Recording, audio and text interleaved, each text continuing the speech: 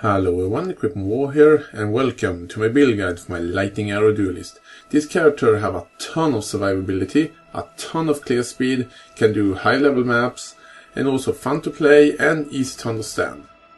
So let's take a look at my passive skill tree, the gear and the gems I'm using. If you have any questions, feel free to ask me in the comments. So let's get started. Starting as a duelist, when I'm leveling up, I took the physical attack damage and life, then I went for attack speed and accuracy. If you want, you can go for the 12% attack speed in attack damage in the beginning. Or you can go for the attack speed, or you can take both. That is entirely up to you. I went for the attack speed. I took armor evasion and life. All of these notes here, they're really good when you start leveling up the character. Give you pretty much a good amount of survivability. Then I went down to take Art of the Gladiator. I took mana flows in early game, just to help with the mana. I took bravery. I took Monster Arena very late in the game because the only reason I'm taking Monster Arena is to get that life regen and to get the strength, because I need some more strength for my gear. So that's the reason why I took Master of the Arena. I went down to take Fury Bolt and this projectile damage nodes here. Then I went down to take Cloak and Chain. I also took Golem's Blood and there is life node here. It was really late in the game before I go for Iron Reflexes. That entirely depends on what gear you can get. Iron Reflexes, you don't need to have Iron Reflexes if you have a lot of armor gear on you, but if you have either split armor evasion or just evasion gear, Iron Reflexes is a really good choice, because this is not an dodge or evasion based build. Then I went for Spirit Void and Vitality Void. When you're taking Spirit Void or Vitality Void, you will pretty much you don't need to think about mana anymore, because Spirit Void is really good, and Vitality Void is also really good.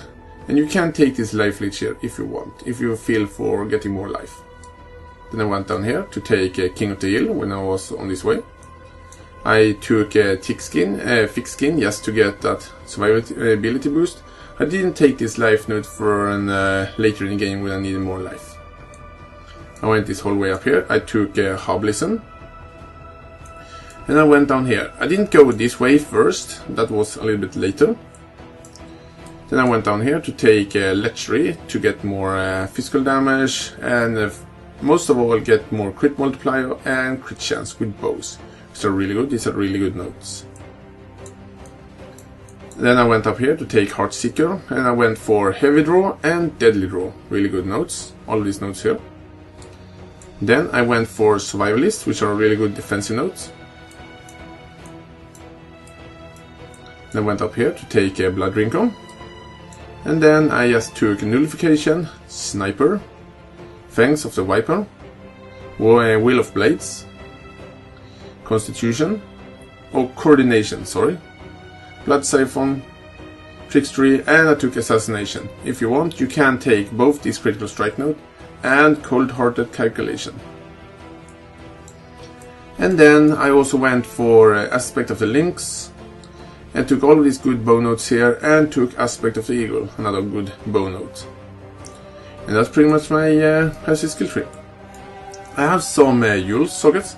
I have a Yule socket here, and I don't have a Yule for it yet, but because I have not had time to get one. But I'm gonna get a Yule which are something like this one. This is just a rare Yule, which have physical damage, increased physical damage with bows, and increased projectile damage. You can have attack speed and life on it, would be nice. But this is a really good, and this is a really good Yule. And getting something like this is not expensive. It cost me like, what's it now, 2 Chaos Orbs, which are not that lot.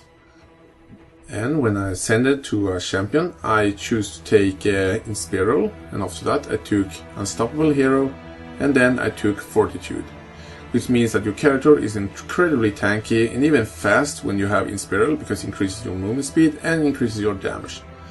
In the new update, you're going to be able to ascend a 4th time, and I'm going to take first to strike, last to fall. So let's take a look at my gear.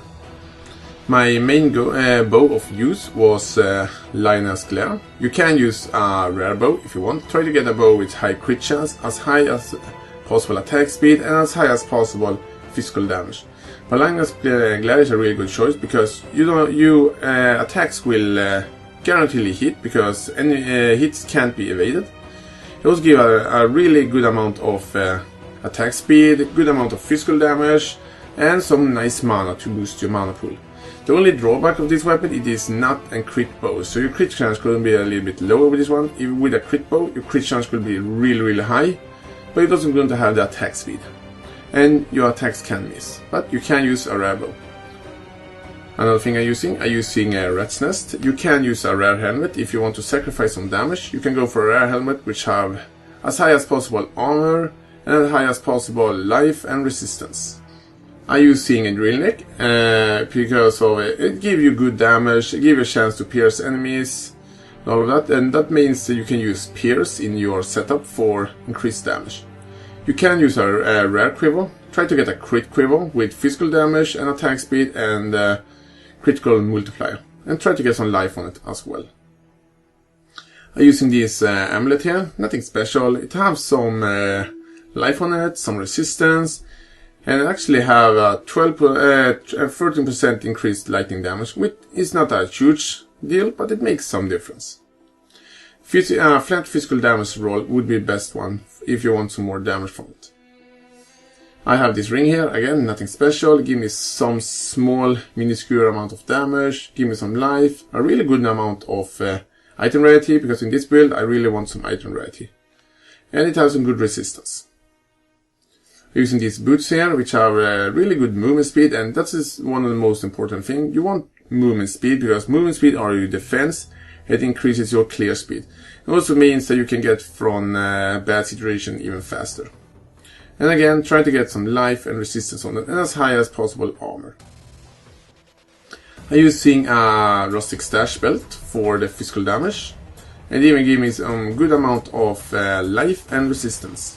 And that's what you're gonna aim for. You can use Maglagur's Girdle, I have it on screen right now, which will give even more damage and good life, but not as good resistance.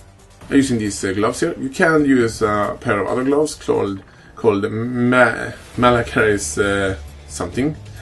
I know, I can't really pronounce that item's name. I never will be able to do that. But you can see it on screen right now, which are the really damaged version, if you want some insane damage. But if you want something which have pretty good damage still, but not as good damage, try to get something like these gloves here, as you can see, which have flat physical damage, it have attack speed, life, and item rarity, and some resistance. They're pretty powerful gloves, and I'm really happy with them. And I'm using this ring here. Again, I have some intelligence on it because I needed it, and it's a bonus because it is a diamond ring, which means that it gives me some increased crit chance. It also has a really good amount of item rarity, pretty good life, and some good fire resistance, and even some strength. And finally, I'm using Calm's Heart, which for my, if I want to say it, is pretty much the best armor you can have. It gives you a ton of life and pretty good armor. If you don't have this armor, you can go with a, what's the name for that now? You can go with a Belly of the Beast armor, because it gives you a good amount of life and some resistance. And you can even have 2 5-link setup. And you can even go for a rare armor, which have good armor, or good evasion and armor, or evasion, and have some life and resistance. And preferably be a 5-linked or 6-linked. So let's take a look at the skill gems I'm using and the support gems. If you have any questions about the skill gems and support gems, feel free to ask me in the comments. My main damage skill, it is Lightning Arrow, and it is supported by Weapon Elemental Damage, Greater Multiple Projectiles, Physical Projectile Attack Damage, and Added Fire Damage. Other skills you can use with this build, you can use Tornado Shot, Shrapnel Shot, you can use Split Arrow, Ice Shot, you can pretty much use whatever bow skill you want. Those skill gems I'm using Burning Arrow, which are supported by Weapon Elemental Damage and faster attacks. I'm also using a Blink Arrow, which are also supported by a faster attacks to get out bad situations. I'm using some auras and mana reserve. One of them are Hatred for increased damage, and the other one it is Herald of Ash for even more damage. I also using Blood Rage for increased damage, and I using a Stone Golem sometimes to take the aggro from me. I have a custom damage taken setup, which are a level 6 custom damage taken, which supports a level 8 Warlord's Mark, a level 6 Immortal Call, and a level 9 Frost Wall. Frost Wall I'm mainly using for pushing back melee enemies which try to hit me and preventing enemy from getting too close. And finally, the bandits I helped and killed. In normal I killed everyone except Orc and took the 40% increased life. In Cruel I helped Kratin to get the 6% attack speed, and in Merciless I just killed every single bandit. Tell me in the comments what you think about my build, and if you have any questions, feel free to ask. And thank you all for watching, and I'll see you guys next time. Have a good day.